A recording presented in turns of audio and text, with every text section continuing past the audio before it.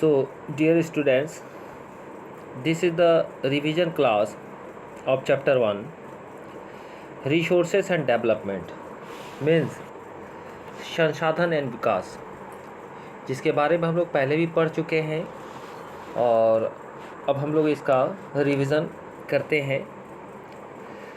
The first one is resources, that means संसाधन. Everything in our environment which can be used to satisfy our needs and is technologically accessible, economically feasible and culturally acceptable is termed a resource.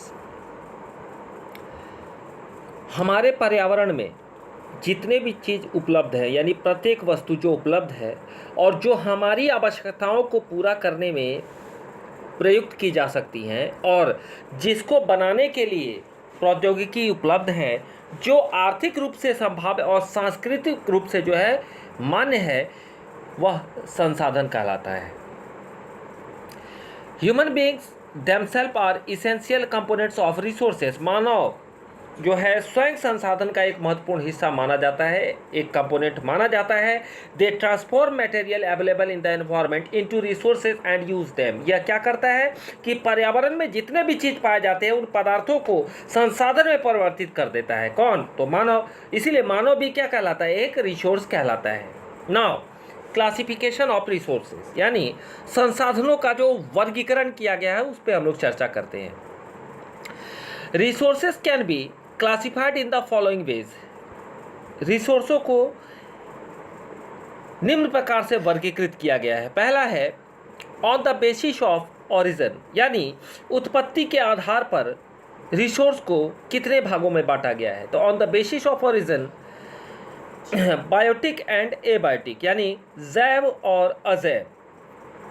B है on the basis of exhaustibility, यानी समाप्यता के आधार पर इसको बांटा गया है renewable and non renewable, यानी नवीकरण योग्य और अनवीकरण योग्य. C on the basis of ownership, अगर स्वामित्व की बात करें तो उस स्वामित्व के आधार पर जो बांटा गया है वह है individual, community, national and international, यानी व्यक्तिगत, सामुदायिक, राष्ट्रीय और अंतर्राष्ट्रीय.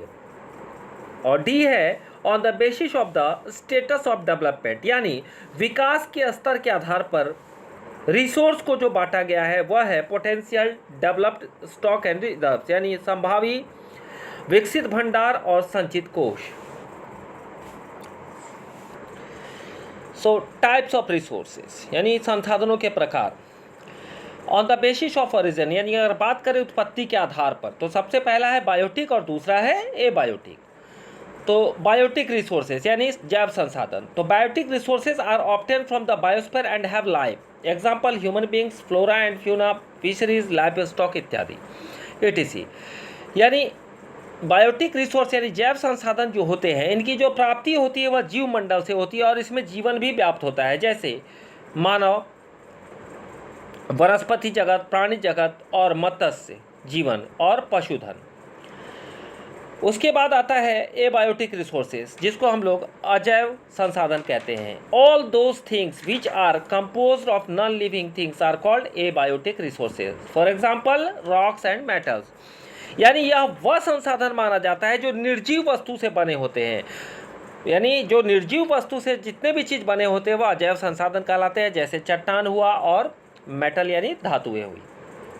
दूसरा on the basis of exhaustibility, यानी समाप्यता के आधार पर देखें तो इसमें दो हैं, रीन्यूएबल एंड नॉन रीन्यूएबल. तो सबसे पहले हम लोग बात करते हैं रीन्यूएबल की. The resources which can be renewed और रिप्रोड्यूस्ड बाय फिजिकल, केमिकल और mechanical process are known as renewable resources. For example solar and wind energy, water, forest and wildlife etc. यानी यह वह संसाधन है जिन्हें भौतिक, रासायनिक या यांत्रिक प्रतिक्रियाओं द्वारा नवीकृत या पुनः उत्पन्न किया जा सकता है. अर्थात यह नवीकरण योग्य संसाधन कहलाते हैं, इसलिए इसको, क्योंकि इसको पुनः दोबारा हम इसको बना सकते हैं, उत्पन्न कर सकते हैं, जैसे सोलर यानी सौर ऊर्जा तथा पवन ऊर्जा और wild life. Next non renewable resources यानी अनवीकरण योग्य संसाधन.